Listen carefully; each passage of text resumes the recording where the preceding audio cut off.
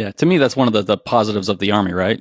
Is the warrant officer program that we don't have in the Air Force. So like there is that, and the Marines have warrants too, I believe. They do.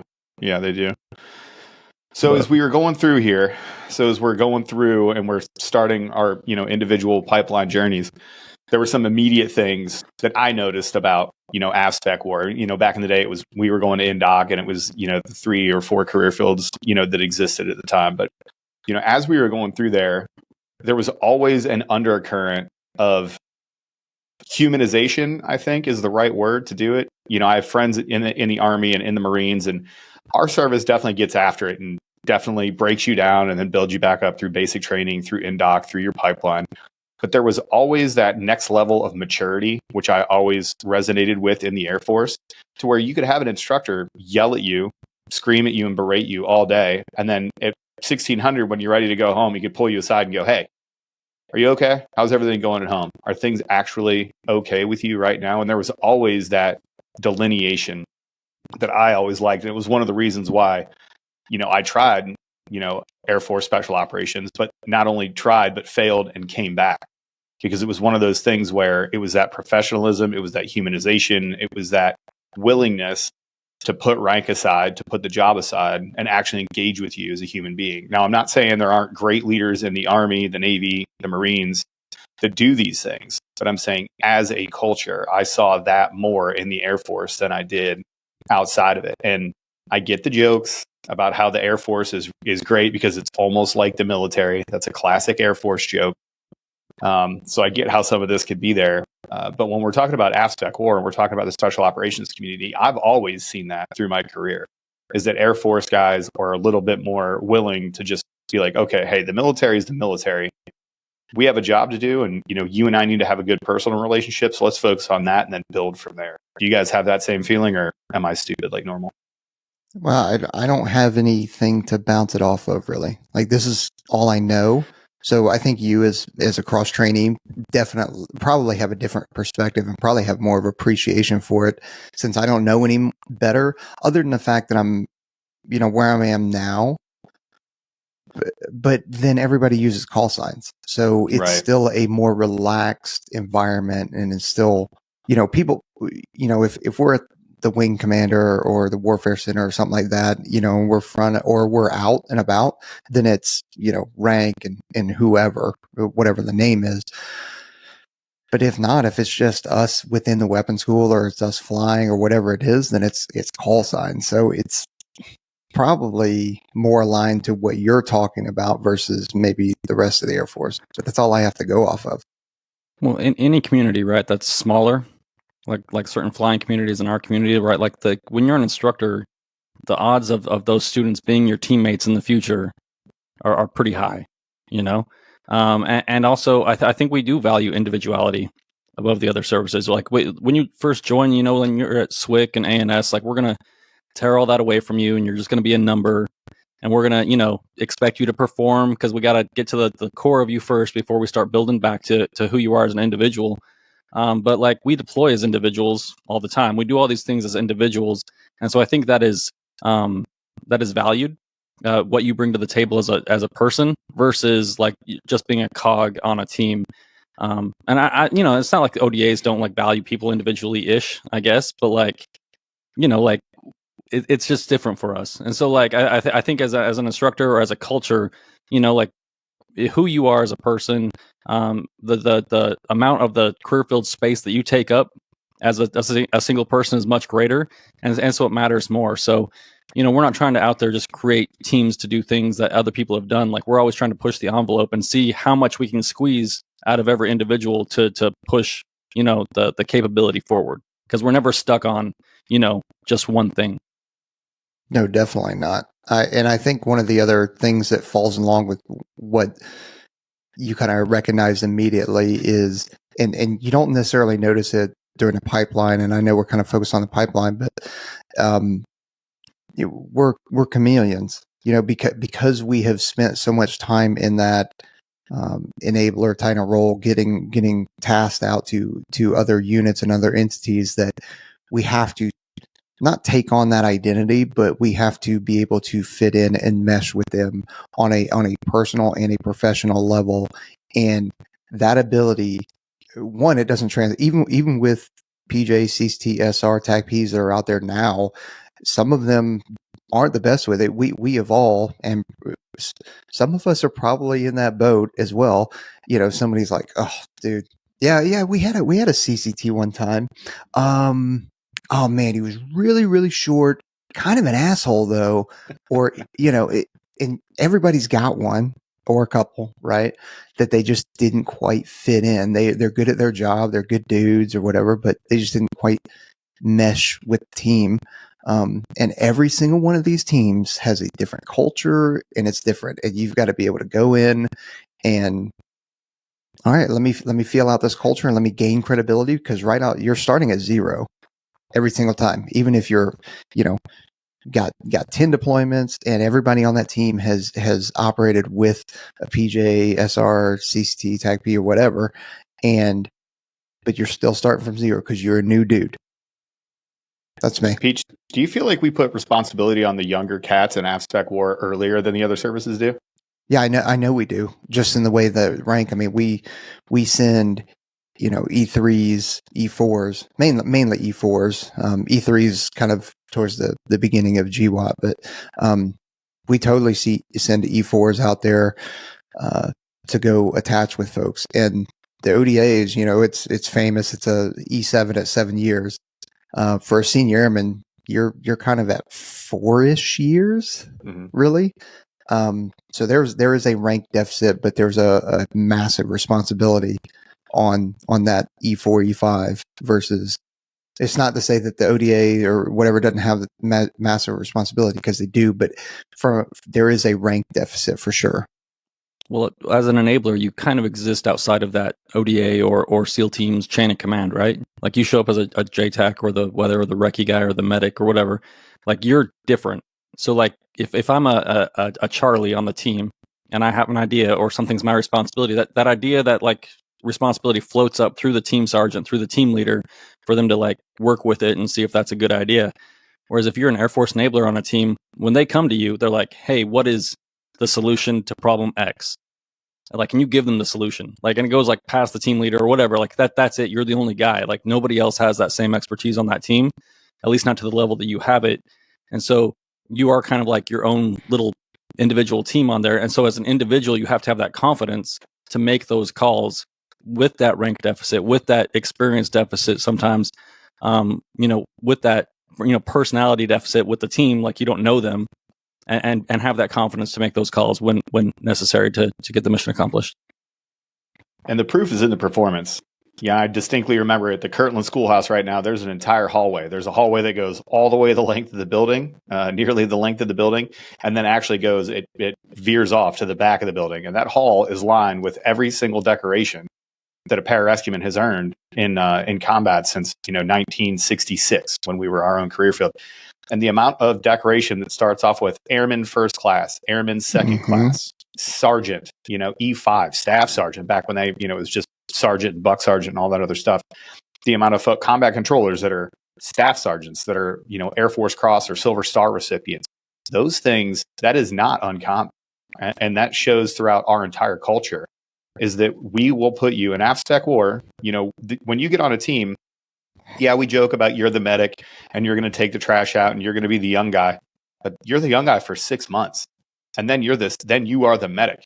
This isn't like an ODA where you show up and you're the junior for 3 years until you're the senior, 18 Delta, and you have somebody there with you all the time on a 12-man team. It might be, hey, you're part of the recce team or you're part of the global access team and you're the only PJ.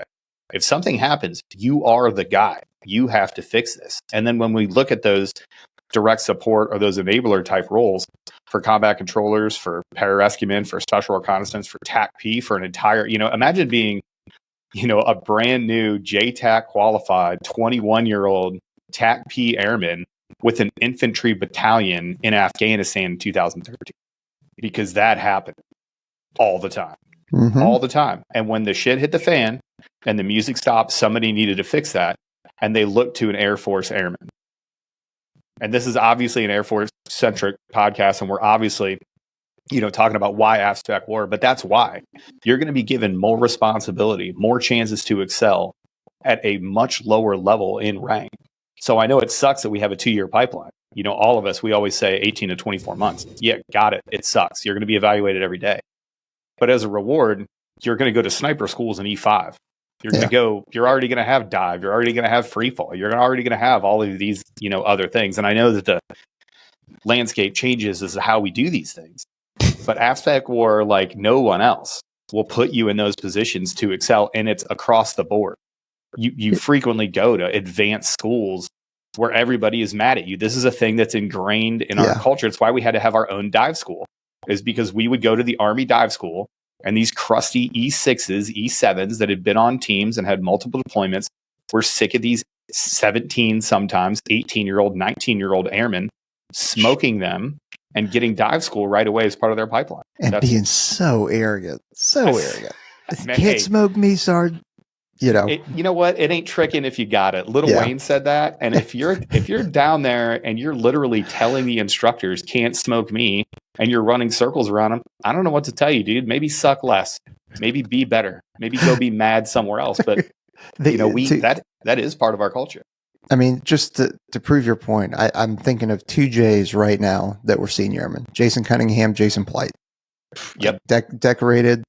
And just.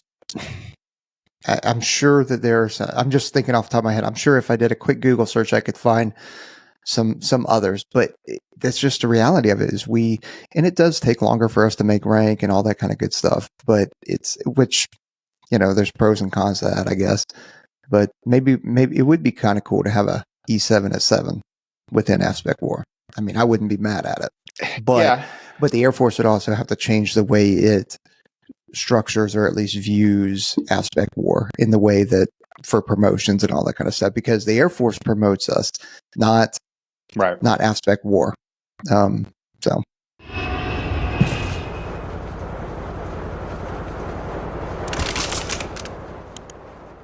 yeah. Well, but that's a good segue, a good Segmiller way, if you will. Mm-hmm. Trent, we know that there are differences between the general services, right? And you're not paid by the United States Combat Control Association. You're paid by the United States Air Force, Peaches. I'm paid by the United States Air Force, not the USPJ association or whatever. Be cool. But it would be pretty cool. It'd be a lot cooler if we were. There are bad things. Like the Air Force does promote much more slowly than sister services, much more slowly across the board. And those promotion rates are getting even harder just because of the way that we run our promotions, which is a little bit different than the sister services. But Trent, when you're talking about trying to make a decision between AFSPEC war or Naval Special Warfare or Army Special Forces or Marine Special Operations Command, you have to go back to the actual service component and you have to have a comparison, right? So the Air Force as a whole, compared to, let's start with the Army. What do you think the advantage of just being in the Air Force? And then, obviously we'll drill down into AFSPEC war, but Air Force versus Army, what do you think the benefits are there? Well, the Air Force values technical expertise over numbers, right? And the Air Force is a technical force and it's smaller. And so you get advantages out of that, right? Your living conditions are going to be better. The Air Force as a whole compared to the Army is a lot more individual based. I've told this story before, but I remember being in tech school and my buddy's dad flew in. And he wasn't Army, he was Marine, but he was like a 06, flew in on his Cobra helicopter to take my buddy and I out to lunch when we were in tech school. And all him and his co-pilot talked about at dinner, we went to dinner, was how awesome the Air Force Base was. And we're on Keesler Air Force Base being like, this is miserable and we hate it here and blah, blah, blah. Keesler sucks. Marine 06 flies in and all they talk about is how nice the gym is, how nice the facilities are. They can't believe that this is how we're living and all these other things. It's like, this is pretty good, I guess, compared to what it could be. And so we ask our folks to do all these difficult things, just like the Army does, at the lower levels. But at the end of the day, you might be getting, paid less because of your rank, but you're going to go on a lot of TDYs. You're going to stay in nicer places. You're going to be around a more individualistic people and have a bigger impact on your community. So to me, that's always what it comes down to is, there's the money and all those other things and the better gear and, we're better looking, But then to have that outsized impact on your community, the opportunity to have that kind of impact on your community is huge. Like we do it all the time. Like, hey, do you know this guy? Like there's almost nobody in the greater STGA community that is more than one person removed from my group of people that I know. And so like your reputation, it's kind of like a double-edged sword. Your reputation is, larger than it is in those other communities. Like if you're a Green Beret and you're a POS and, you have a few opportunities to fix yourself throughout your career because like not everybody knows who you are. But for us, like there's an opportunity to have an outsized impact, but also, if you make a mistake, everybody's going to know about it. Yeah. And again, no shots or no spears are being thrown. We're trying to do the most objective, and we're joking, but the most objective comparison. I have a pretty good friend that works up here at First Group, which is, I've got First Group and I got Second Bat right out the door. Pretty good friend that works at First Group. And I was no kidding talking to him just in passing about this last week. And I just mentioned, I was like, oh, I actually deployed with one of these guys from Third Group. He's like, oh, Third Group, bro, I don't know anybody at Third Group. That's thousands of dudes. Imagine saying that you don't know anybody at the 2-6 STS.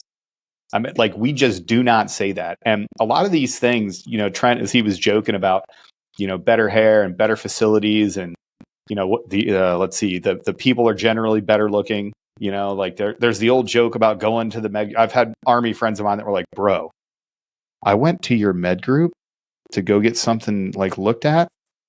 There were more attractive females in that area than there were in the entire Army. Like, these things are all jokes and it's fun, like inter-service stuff, but there's truth to every joke. When you hear it over and over and over again, boy, your chow halls are nicer. Your gyms are nicer. The people are generally better taken care of. Your housing is better. Locations are better. There is truth inside of those jokes and inside of that sister service ribbing. And you see it all the time when you work with these other services. I distinctly remember I was at Hunter Army Airfield. We were working this big combined event with the 160th down at Hunter. We were getting some jumps in. We were doing water ops. It was great. We were working with 47s and 60s, doing a whole bunch of, insert exfil stuff. And it was great. It was a good time. There were Marines working down there too. And it was right when the Marine Special Operations stood up. So we were working with one of the, some of the first, MSOPs that were out there, those Marine Special Operations teams. And we were doing rappels from a helicopter. And their team leader came over and pulled us aside and just basically said to the MIG group, it was a bunch of E5s and I think an E6. I think JMAC was there. So I think that was the team sergeant running this operation back in the day. But the Marines came over and they were talking about doing rappels from the helicopter the next day, which was part of the progression. And he was talking about how we're going to rappel. And we said at the time, we're using ATCs. So we have an ATC and a hands-free backup, and that's how you rappel out of the thing. And he goes, well, we're just going to rappel off of a munter and a carabiner, whatever. We're like, well, I mean, if you guys want to use our ATCs, you can. And they're like, no, we didn't sign any out, and we don't really have any. And they just kind of gave us 2 carabiners. We're like, no, we have like 10 extra. We get like 3 of these when we signed into the unit. The guy was dumbfounded. They had to turn their carabiners back in when they got home. Like, they had signed out a hand receipt for carabiners, to the point where we just gave them like 4 ATCs. Like, some of the guys were like, bro, this is like my third one. This isn't even my good one. I'll just give this to you. And is that cool? But that is not uncommon. How terrifying would it be to be issued a used carabiner? Like, you don't. That's what we all said. Like, 2 of the new guys didn't even have their own personal issue harness. They had, no kidding, harnesses that they had to give back. And I was like, you don't know that thing has it been shock loaded? You don't know if somebody took it in salt water and then just cleaned it off and gave it back. Like, you don't know any of these things. And, granted, they were younger at the time, but I've seen that play out to certain degrees over and over and over again, where somebody's like, oh my God, that's a really nice jacket. How's you guys' CID when you turn that back in? And I'm like, I don't turn it back in. Touch my skin. This touched my skin. This is mine. And they were like, that's not a thing. And I'm like, oh, really? Dude, they were all like, the memes on Instagram about that all the time. And I'm just like, I can't even engage with that. I don't know what that is. Right. Like, I don't know what SIF is. I don't know. Like, our logistics folks are like, okay, cool. Yeah. Just go into the system and get what you need, bring back what it is that's broken, and we'll just give you a new one. And then you can go on with life. And if it touches your skin, it's yours. And then that does not happen in the regular services. It is a perk that, again, no shot at our sister service folks, but that doesn't happen anywhere else. Yeah, it's a weird thing. I remember hearing about that, and something like that actually happened to me when I was out processing McDill at SOCOM. They wanted me to, for whatever reason, since I had gotten transferred in from AFSOC into SOCOM, all my Cry body armor and everything like that, they were like, hey, you need to turn this in. I'm like, no, I'm not. They're like, okay, well, you turn it in or you pay the whatever, $15,000 or something like that. It was something crazy. I'm like, well, I'm not doing that. And I'm not going to turn it in because I'm going to an operational unit. So I'm just going to walk on out of here. I love how you big time them. You were like, here's two things that's not going to happen. Number one, you're not getting it back. Number two, I'm not paying you for it. So I'm definitely not paying you 15 grand away. It was something insane. 15. But so, yeah, well, that's what you do. You go, okay, so you guys would have never known if I never came in here. Mm-hmm. I've had, you will not believe how many times that happened at a re-enlisting. I fell through the cracks with like a re-enlistment, and they were like, dude, you should have, you need to retainability. I'm like, well, let's just pretend that I never came in here, because they were like, you need to re-enlist today. We can't let you leave. I'm like, well, I've got a tax-free bonus that I'm, deploying here in a couple months. They're like, no, you're not leaving. I'm like, you would have never known if I didn't stop in here. So let's go ahead and pretend. And I'm walking out of here. And unless you're going to stop me, I'm leaving. Bro, I came back from a deployment once. And I won't say where, because I don't know if it'll get anybody in trouble. I think the statute of limitations for punishment on this one's probably over. So I walk in to this specific med clinic and I hit the E5 at the desk and I was like, hey, what's up? Just got back from this rotation. Here's my folder. They gave me this folder before I left. Here's my folder. And the person was dumbfounded. It took them like 10 minutes. They're like, hey, I'm gonna be back. So this master sergeant comes to the desk and they're like, hey, did you out process with us? And I was like, no, they just gave me this folder. My A1 gave me a folder. And then he was like, how did you get there? I was like, we had dedicated air. He's like, who'd you go with? And at the time it was I was like, with. He was like, yeah, but where did you leave from? I was like, America. And he was like, all right, I'm gonna level with you. Smart ass. Yeah, exactly. Well, no, because he was just, we talked for like 5 minutes and it was a bunch. It was these questions like over and over again. And he was finally, he looked at me, he goes, listen, I'm gonna level with you. I'm gonna sign this sheet off. We didn't know you were deployed. We had no clue. All of these things, and I had injuries on that deployment. Like I came back, I was like, I need to put these things into my medical record. Here's the things that I was exposed to. He was like, I'm going to sign this off for you, but you got to do me a bro to bro, and you can't talk about this event. And I was like, fine. I was like, the only thing my A1 needs is for you to sign off on this sheet, and they're going to take care of it. And he was just like, ST guys, and then just signed the sheet and gave it back to him. Oh, 100%. The thing is we don't always mean to be cowboys, but like you just run into those situations, and it happens to, I think, everybody, where it's like you come back and they're like, there's a lot of questions about how you left, how long you were gone from the base, where happened. Did you actually go? What did you actually do? But that's, again, would that ever happen in the Army? No. Because 7 hours before your movement, you would show up and you would lay all your gear out on a tarp and you would have somebody walk around and tell you, you can't take this, you can't take this. For us, we put our gear on a pallet and have our own C-17 and fly over and sleep in a hammock on the way. Yeah. And we have a stop in Germany, which is usually pretty nice. Or in Rota, Spain. I broke in Rota, Spain for like 4 days on the way to a deployment. Worst possible scenario, by the way. You want to break on the way home, not on the way there. Yeah. Breaking on the way there is dangerous for a number of different reasons. Yeah, I do want to hit though.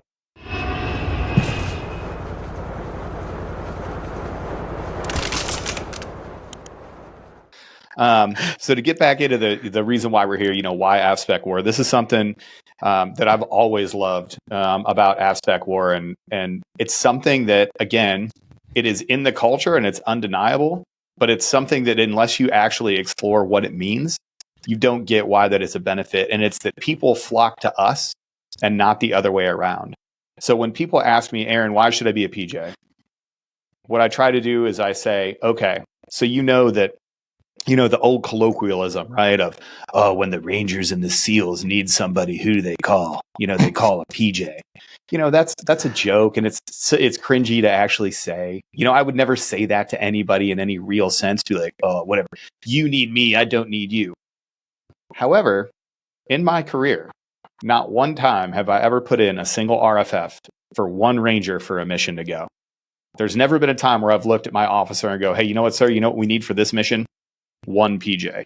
You know how many Ranger teams have done that? You know how many SEAL teams at the highest level have done that? You know how many times they've asked for specifically for a JTAC, specifically for a TAC P guy, whether it's soft or conventional. The new AFSPECWAR commercials, great job on the TAC P side, but combat controllers and JTACs, man, and you know the TAC P folks, that's who the enemy fears most. That's why we stopped wearing long antennas. You know why? Because they know you're the JTAC. That's why there is a bounty. That's why our enemies put a bounty on rescue helicopters. You know why? Because we're that important to the joint force. Because if you can take away the ability to rescue, if you can take away specifically what AFSPECWAR provides to the joint environment, that's a huge shot to morale. I don't know if you can say that with anybody else in such a precise term and bring up the things that I just brought up. Like the fact that people flock to us, the people that, I don't know how many, deployments I've been on where people kind of like adopt the PJ team. You're like, oh yeah, I was working with these really cool Rangers and we ended up being, friends and stuff. That doesn't often happen in the reverse. And again, it's not to say that we're the cool kids. It's just to say that that's part of our culture that's there. And it's a cool thing about AFSPECWAR that's part joke, but also partly true. Well, that's that. Again, it goes back to that being a chameleon as well, is that I have noticed that people either really like us or they think we're complete assholes. One of the two. Weird. There's not much of an in between. Oh man, I know we're all laughing at the joke of like the people that really don't like us. There's always a trait that those people have, and it usually has to do with competition with members of the opposite sex and losing that competition. I will leave it. I will leave it at that. Yeah.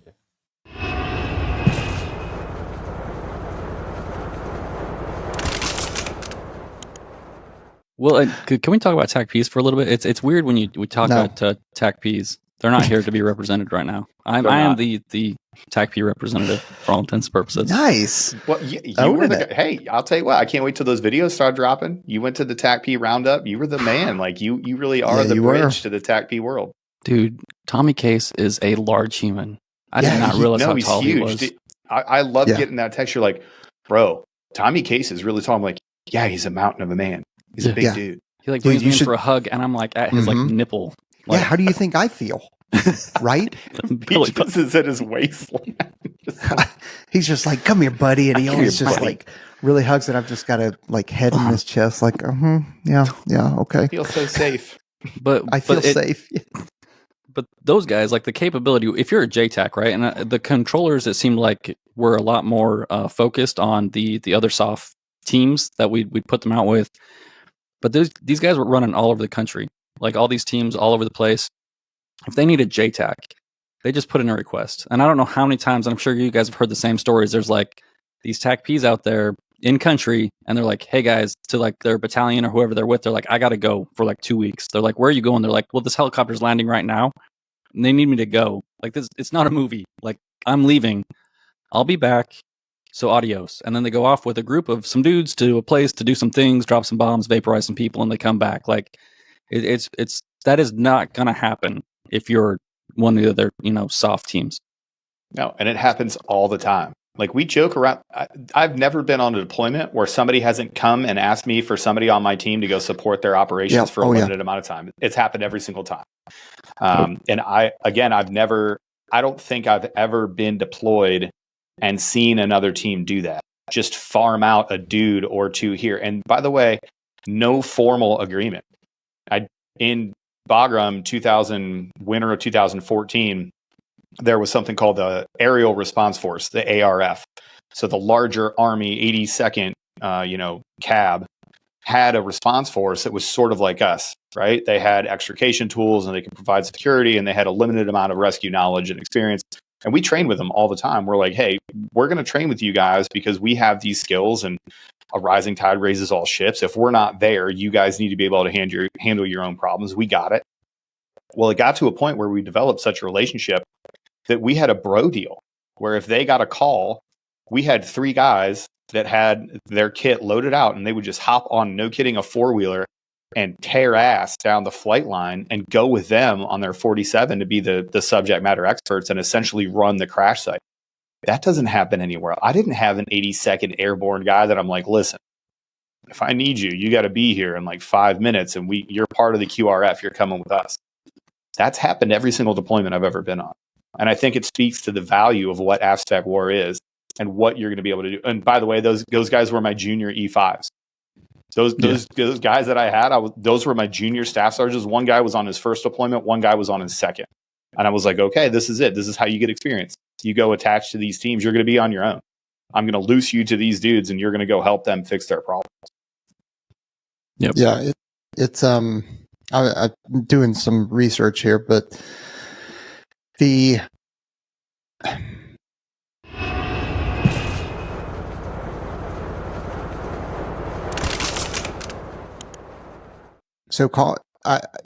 reason why I know these numbers right now, at least for the web school, in terms of pilots, in terms of how much it costs, and I'm switching gears on us here real quick, just because I'm in that research mode. I know, and Trent probably knows this, there is a cost per operator out there, and I know. So Trent, get me to correct if you know the number off the top of your head, but for pilots, and this is a pretty one-to-one in terms of training, because we utilize pilots, we utilize aircraft to get our training and all that kind of stuff. That's why it's kind of a one-to-one. But for a 10-year 04, 03, 04, or for 10-year would be, E5, E6, E7, full up operator, it is anywhere between $8 million and $11 million per person. That's insane. We tried to do it just to make a PJ, right? Like, so we did at the schoolhouse, somebody asked us, they were like, okay, how much money is it to make a PJ? And we went through everything from, recruitment. We had numbers for, how long did you spend in development, and then through the pipeline. And even that number after 2 years, 18 to 24 months was like 1.5 million, 1.75 million or something, and these numbers are fungible, and there's like wonky math involved when you start talking about whatever. But that's at the bare minimum. We are going to pour hundreds of thousands of dollars, if not millions, before you even get out of the pipeline. Yep. When you're just running to chow in the morning and going to free fall school and going to dive school and getting, every single thing under the sun, getting paid to go TDY. You're getting paid to go to a different location, meet different people, and get a new skill. And you're getting paid extra to do so. We are going to dump hundreds of thousands of dollars, if not millions, in your pipeline. That doesn't happen anywhere else. And the reason why I bring that up is because the Air Force, the amount that it invests in its personnel, at least in AFSPECWAR, but it's not just AFSPECWAR. You're talking about pilots. You're talking about other communities they get tons of money, and that's not the name of the game in terms of, I've had X amount millions poured into me for my training, but it goes back to that mindset, at least in my mind, of, okay, I have a conventional force that leaves the gate with a 50 vehicle convoy, clean shaven, friggin' rolling out the door, and they are getting messed up as soon as they leave the wire. I mean, just the entire way. And then I have a ODA or a SEAL team that has us attached and all that kind of stuff with a 4 or 5 vehicle convoy. They leave the gate bearded up, looking like gypsies because all the shit hanging off of the vehicles. And they don't get messed with as much, if at all, because of that mentality and that level of training and that expectation that if we mess with these dudes, everything that they have, and to include everything that's in the air, will come to these guys and help them out. And it's a mentality thing completely. And, the Air Force and not SWCC, John F. Kennedy Center, the Special War, John F. Kennedy Special Warfare Center. USASOC, I'm sorry, man, that brain fart, that, like, USASOC, NSW, they recognize that too, and they dump millions into their folks as well. So it's not just AFSPECWAR, like we're talking about the entire SOF community. The return on investment is enormous for the taxpayers out there. since we are taxpayers as well. Something that really highlights this too is like flip the other side of the coin. How many times have we talked about the future fight? What are the biggest like fear points for people in the future fight? What aren't we going to have? They bring it up first all the time. Well, you're not going to have air, and you're not going to have, JTACs that are going to be able to call in bombs, and you're not going to have personnel recovery because you're not going to have people that are going to be able to get in there. The fact that those are almost always, if not the top 2 or 3, in the top 5 for sure, those are 2 of the biggest problems ever. We provide that specifically to the joint force.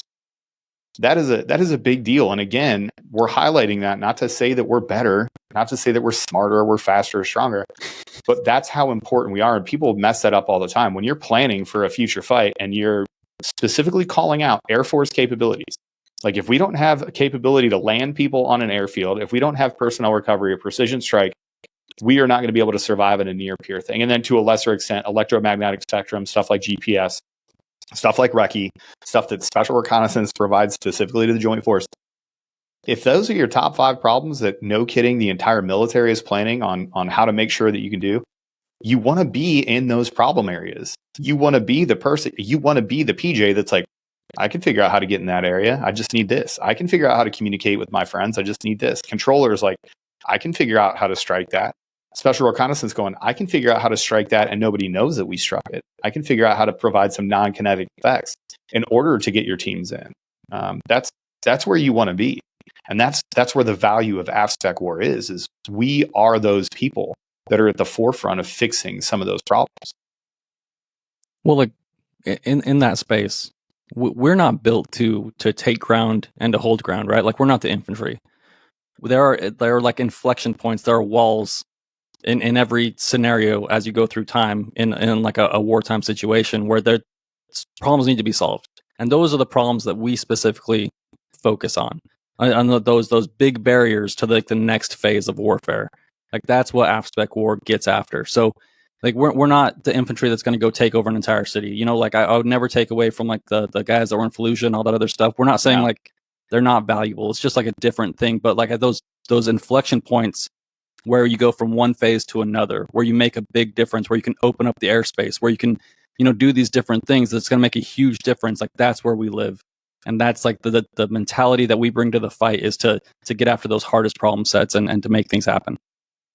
Yeah, I don't think I can say, even though it's been a little bit, I don't think I can say the specifics. I'll try to talk around as much as I can. We were in a conversation on a deployment where a larger, like no kidding, a larger infantry force was going, we were planning a large operation. And they said, man, if we could only get to X, we would be able to do this thing. And no kidding, my controller raised his hand. He's like, I can get you there. That's easy. We've already got all the things that you need. I can tell you exactly how to get there. And that commander had no clue. He was like, no, how? And we're like, this is part of our capability. We can get you to X to do Y. And then that controller again ended up getting assigned to go accompany that team and actually help them do that. And it was part of the larger mission success. But that's the value that we bring, is that just like Trent, just like you said, like that is the value that we bring to this larger operation, is that in all phases we are there. That's why it's hard for us to communicate when people are like, well, what if something's not going on? What if there's not a larger war? Bro, we're in that phase. We work in that phase 0 environment where we know nothing is going on right this second, but we're still doing things. And it's not just training. You're still doing a whole lot of things. And it's not just at the tier 1 units. It's at the 2 series units. It's at the larger enterprise. And if we're not, we're preparing to go do those things. Yep. I mean, and how about,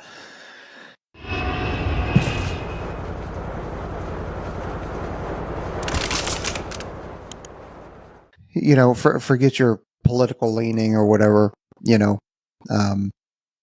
after things ended this 2 years ago or whatever, the questions were, well, will I ever see combat? Will there be another conflict? And man, it didn't take very long, right? Like right, wrong, or indifferent.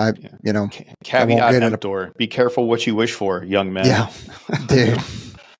Telling you, I don't think you want any part of what's going on right now. But again, there's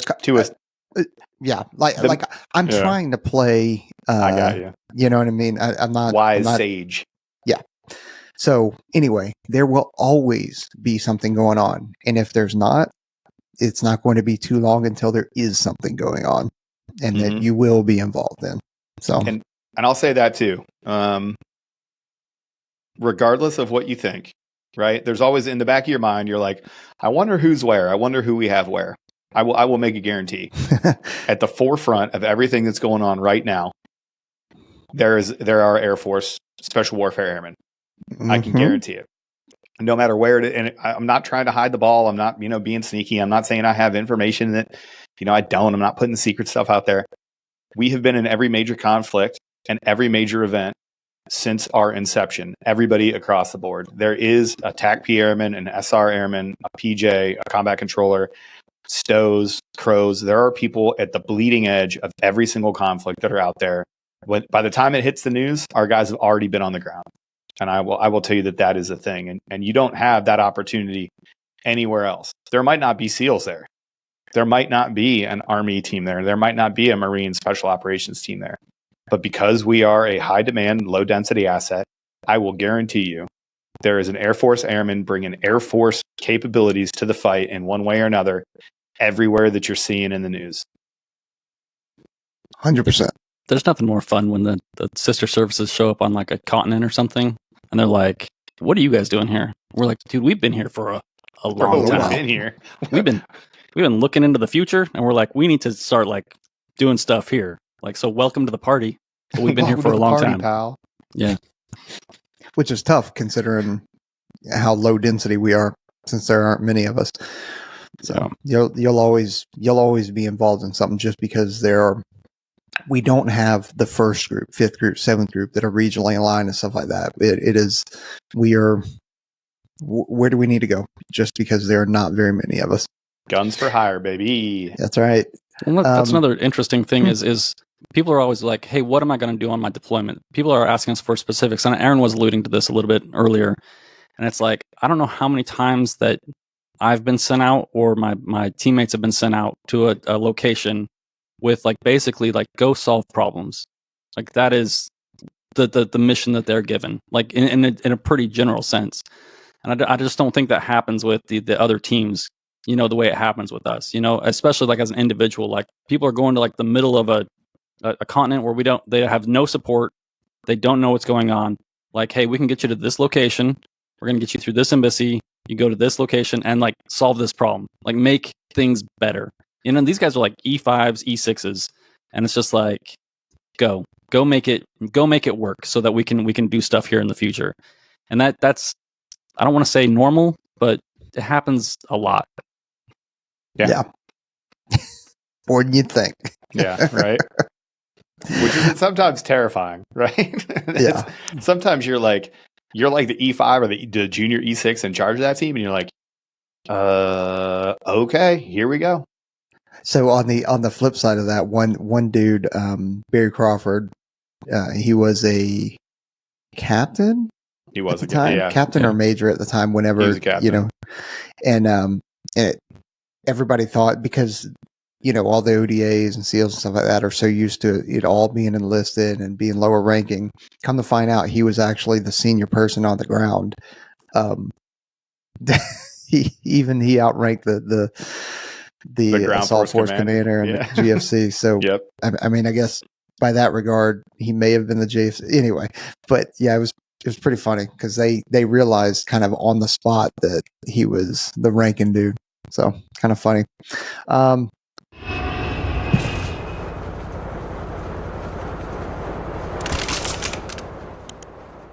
I don't know. You guys got anything before you close? The last thing I wanted to do was just give a shout out to all the parents. One graduating STTS class 89, team 89. So thanks for having me out there. And then also all the parents that I met.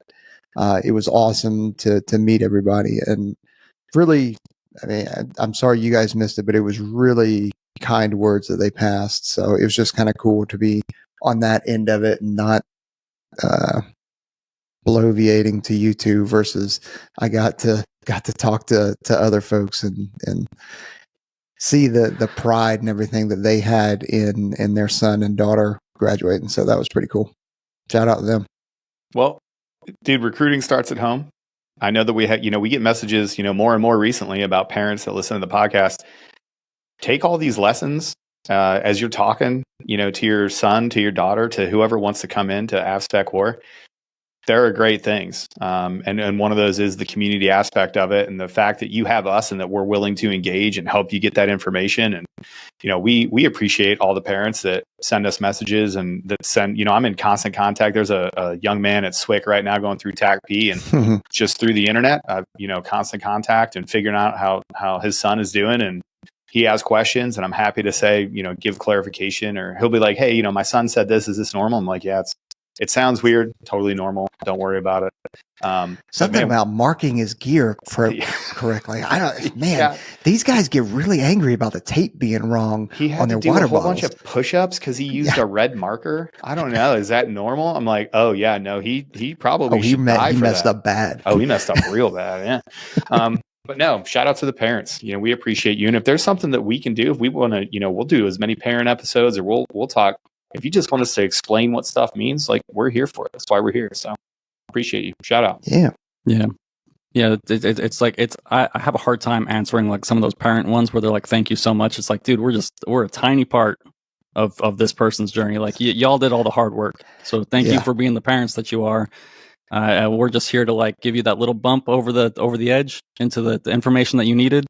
And you already did all the hard stuff. So appreciate it out there. Like, great Americans and all that other stuff. So I'm going to start crying if I keep talking. So I'm going to stop.